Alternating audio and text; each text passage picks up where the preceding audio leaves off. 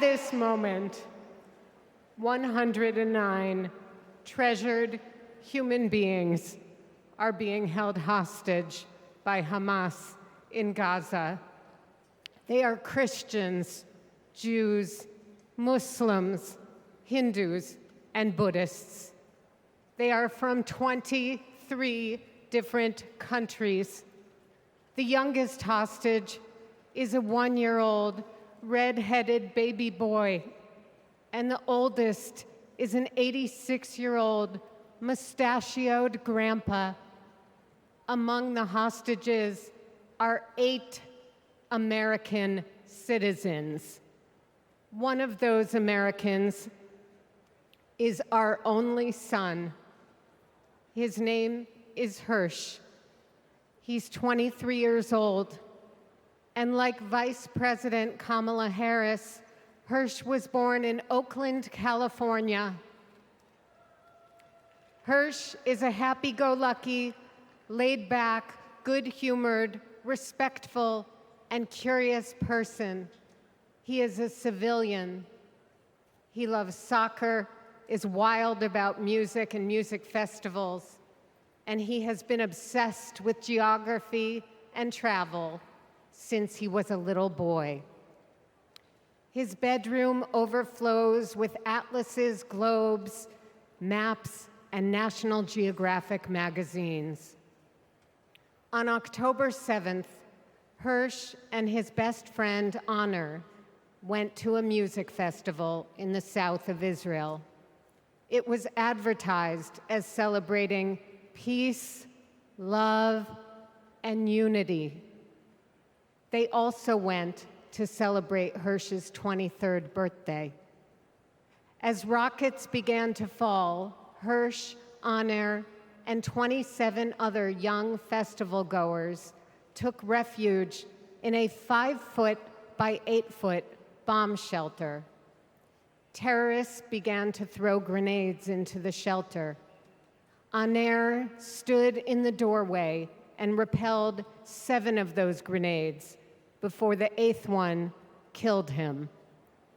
Altogether at the Nova Music Festival, 367 young music lovers were killed. This was just one of the many attacks on neighborhoods and communities in southern Israel on that terrible day. In total, 1,200 were killed, including 45 Americans. Hirsch's left forearm, his dominant arm, was blown off before he was loaded onto a pickup truck and stolen from his life and me and John into Gaza. And that was 320 days ago. Since then, we live on another planet. Anyone who is a parent or has had a parent can try to imagine the anguish and misery that John and I and all the hostage families are enduring. Rachel and I are comforted to be back in our sweet home, Chicago. We were both born and raised here, and our families still live here. This is a political convention,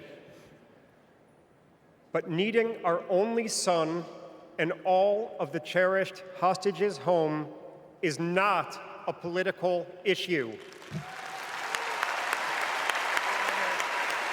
It is a humanitarian issue.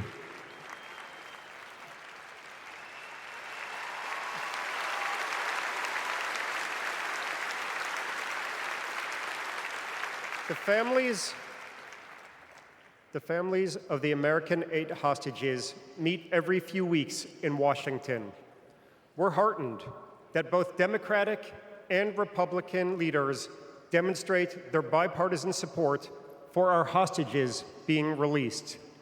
We've met with President Biden and Vice President Harris numerous times at the White House. They're both working tirelessly for a hostage and ceasefire deal that will bring our precious children, mothers, fathers, spouses, grandparents, and grandchildren home, and will stop the despair in Gaza.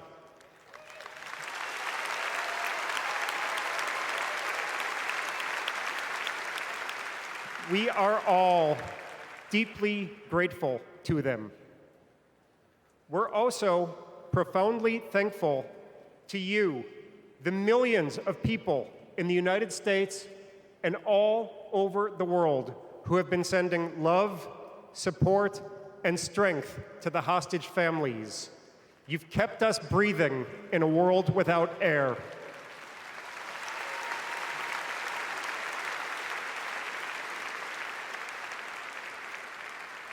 There is a surplus of agony on all sides of the tragic conflict in the Middle East. In a competition of pain, there are no winners.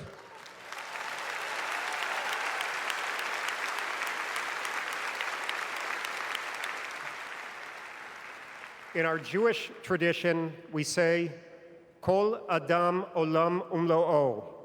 Every person is an entire universe. We must save all these universes.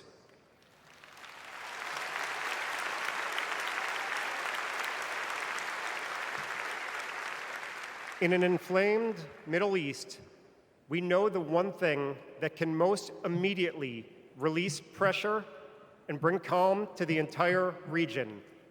A deal that brings this diverse group of 109 hostages home and ends the suffering of the innocent civilians in Gaza.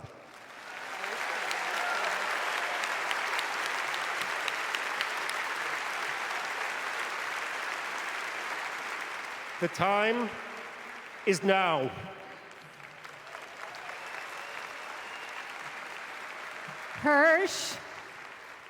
Hirsch, if you can hear us, we love you. Stay strong. Survive. Bring them home.